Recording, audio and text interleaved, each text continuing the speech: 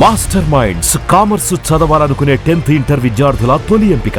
ఒకవేళ clot rank రాకపోయినా LAWCET rank రాకపోతే వాళ్ళ పరిస్థితి ఏందని? లాసెట్‌లో ర్యాంక్ రాదు అనే పని లేదండి. కంపల్సరీగా ర్యాంక్ వస్తది. ఒకవేళ ర్యాంక్ రాలేదు అంటే కంపల్సరీగా మేము లీగల్ సర్వీసెస్ వైపే వెళ్ళాలి అనుకుంటే నెక్స్ట్ ఇయర్ మళ్ళీ అటెంప్ట్ చేయడమే.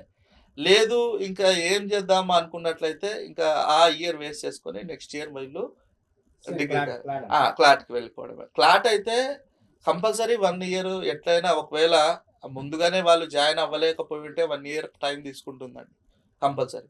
ఈ లాసెట్‌కు సంబంధించింది లాసెట్‌లో మనకు సీట్ రాలేదు, మినిమమ్ క్వాలిఫైయింగ్ అవ్వలేదు అంటే అట్ ది సేమ్ టైం మనం డిగ్రీలో జాయిన్ అయిపోవచ్చు. ఎందుకంటే మనకి ఎట్లాగో జూన్, జూలైలో డిగ్రీ కాలేజ్ ఓపెన్ అవుతాయి కదా!